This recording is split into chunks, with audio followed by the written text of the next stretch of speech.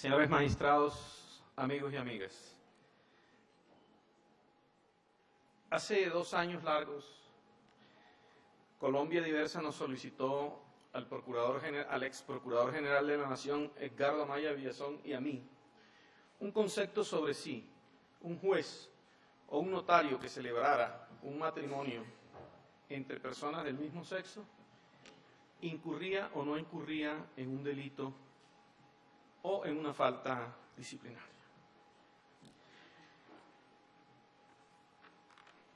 El dilema era cumplimiento ciego de la ley o coherencia con el derecho. Yo creo que estas discusiones están más que resueltas por la Corte Constitucional. La sentencia C-335 del 2008 dijo muy claramente que el prevaricato no es una contrariedad con la ley. El prevaricato es una contrariedad con el orden jurídico, una contrariedad con el derecho. Y si el derecho penal y el derecho disciplinario se encuentran constitucionalizados como de sobra, lo ha dicho la Corte Constitucional, el estudio de la figura subyacente al juicio sobre si existe prevaricato o existe falta disciplinaria, tiene que abordar el derecho. Una interpretación que niegue el matrimonio entre parejas del mismo sexo solamente puede anclarse en consideraciones puramente naturalísticas o en consideraciones fundadas en la pura gramaticalidad, la literalidad o la exégesis falta de sentido. Ya desde hace mucho tiempo el concepto naturalístico propio del derecho decimonónico ha sido expulsado de toda la ciencia del derecho. Piensen ustedes, hombre y mujer, y la razón de ser es la procreación. No. ¿Qué pasa entonces con una pareja que quiere casarse pero no quiere tener hijos? ¿Hay que constreñirla a tener hijos? ¿Qué pasa, señores magistrados, con una pareja estéril? ¿Pueden procrear? ¿La finalidad del matrimonio se quebranta? ¿Qué pasa, señores magistrados, con ciertas personas que nacen con algunas deficiencias genéticas y no quedan definidas en el sexo? Es decir, naturalísticamente no son ni hombres ni son mujeres. ¿No tendrían estas personas derecho al matrimonio porque no son ni hombres ni son mujeres? ¿Qué define ser hombre o ser mujer? ¿Los órganos sexuales externos?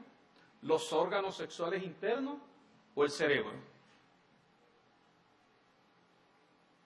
Ya desde hace mucho tiempo, más de 2500 años, un derecho natural fundado en aspectos puramente naturalísticos dejó de tener sentido cuando se introdujo por los sofistas y Sócrates, Platón y Aristóteles la idea de teleología y la idea de valor.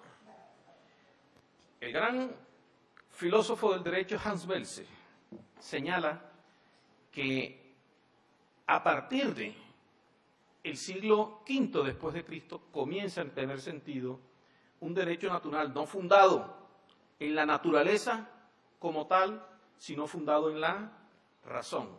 Y un derecho natural que conlleva a que el entendimiento de los derechos que se van reconociendo paulatinamente a las personas sean derechos que históricamente se estabilizan con la positividad, pero no quedan cerrados para que progresivamente puedan seguir ampliándose.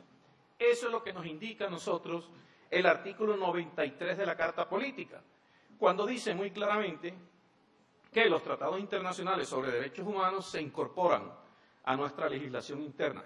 Es más, esos tratados sirven para darle sentido a los derechos y a los deberes constitucionales, y así lo refrenda el artículo 29 de la Convención Americana de Derechos Humanos. Lo que significa que cuando estemos en un dilema como en el cual nos encontramos ahora sobre si es admisible o no el matrimonio entre parejas del mismo sexo, tenemos que acudir a la búsqueda del mejor estándar de garantías internacional, que implica comparar la diferencia que se da en los tratados y una vez se escoge el mejor estándar, ¿cuál de los dos es más garantista? si el del Estado Nacional o el del Estado del orden público internacional de los derechos humanos. El artículo 29 de la Carta de la Convención Americana es claro, hay que escoger el mejor estándar. Y sin duda aquí el mejor estándar está constituido por el orden público internacional de los derechos humanos. Si nosotros revisamos los artículos 23, numeral segundo, del Pacto Internacional de Derechos Civiles y Políticos, y el artículo 17, numeral segundo, de la Convención Americana de Derechos Humanos, nos damos perfecta cuenta de que allí no se habla del matrimonio como un acto que se celebra entre un hombre y una mujer. No, simplemente se dice, los hombres y las mujeres tienen derecho al matrimonio. Y si nosotros nos remontamos a la Declaración Americana sobre Derechos del Hombre y Deberes del Hombre, es absolutamente también clara en este sentido, porque ni siquiera para la formación de la familia habla de hombre y una mujer, sino dice toda persona tiene derecho a formar familia. Y si nosotros revisamos esa convención, además nos damos cuenta del rechazo que se produce para efectos de la utilización de criterios naturalísticos. De los 38 artículos, solo uno, el relacionado con la procreación de la mujer, está referido a una distinción de sexo. Pero además, es absolutamente claro, el principio de progresividad indica, ya lo han dicho aquí, la evolución histórica, los cambios sociológicos, van marcando paulatinamente el entendimiento y la cada vez más reinvención de las instituciones sociales. Y aquí es importante mirar cómo la Convención Americana de Derechos Humanos trae normas explícitas, que también las trae la Declaración Universal de los Derechos del Hombre y la Declaración Americana de los Derechos del Hombre sobre el principio de progresividad. Utiliza muy claramente la idea del derecho americano en evolución. Y no tenemos que hacer mucho esfuerzo para ello, porque ya esta Corte Constitucional lo reconoció. La Corte Constitucional, precisamente con ponencia del magistrado Pretel Chalhut, en sentencias C-372 del 2011 y C-875 del 2011, señaló un estándar altísimo del reconocimiento del principio de progresividad, cuando dijo, sin ambajes, todos los derechos fundamentales tienen contenidos prestacionales cuyo desarrollo está sujeto al principio de progresividad y no regresión. Es decir, ha contemplado la Corte Constitucional un desarrollo tal del principio de progresividad desde la perspectiva de la estabilización de los derechos con la positivización, pero la positivización no cierra los caminos para la ampliación permanente de los derechos. De manera entonces que yo creo que un matrimonio entre parejas del mismo sexo no contradice la ley. No contradice la ley porque la ley no podemos buscarles el sentido naturalístico ni el sentido exegético en una Constitución cuyo plexo de principios, de valores y de derechos constitucionales son los que marcan la interpretación judicial. Se pregunta, ¿la Corte puede tomar una determinación sobre este asunto? Yo respondería, no puede, debe.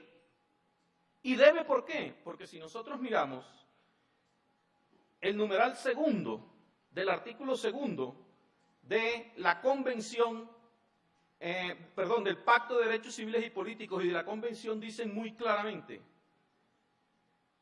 el Estado Nacional, para ponerse al día con respecto a los derechos que está reconociendo estos tratados internacionales, tiene que tomar las medidas legislativas o de otro orden para compasar los derechos internos con el orden público internacional de los derechos humanos, lo cual ratifica también el artículo segundo de la Convención Americana de Derechos Humanos. Pero también, ¿por qué? Porque cuando estamos frente a estos casos difíciles, como lo mencionan los constitucionalistas, y se disputa sobre si existe o no un derecho, en el orden nacional, el Estado y las autoridades públicas, pero especialmente los jueces, y con mayor razón los jueces constitucionales, tienen que ejercer un control de convencionalidad. La Corte Interamericana de Derechos Humanos dice es obligación de los jueces realizar un control de convencionalidad. Y aquí debe realizarse un control de convencionalidad, interpretando un derecho constitucional que puede ser muy bien referido a una interpretación extensiva o a una interpretación lógica como un derecho perteneciente a aquellos inherentes al ser humano no reconocidos positivamente, como lo señala los artículos 5 y 94 de la Constitución y literal C del artículo 29 de la Convención Americana de Derechos Humanos. De manera entonces que, señores magistrados, la respuesta es obvia. Sí es válido, legítimo, el matrimonio entre personas del mismo sexo. La Corte Constitucional sí tiene competencia, no solamente porque así lo estima el orden interno, sino porque así se lo impone el orden internacional de los derechos humanos. Y, sobre todo, en este caso, toda autoridad, especialmente las jurisdiccionales, tienen el deber de ejercer un control de convencionalidad.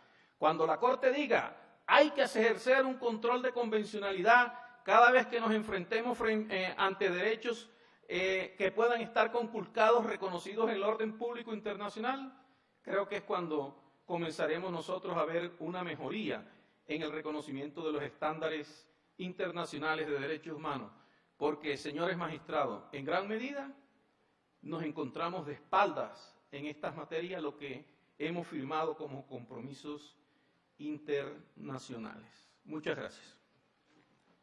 Gracias, doctor Gómez Pavalló.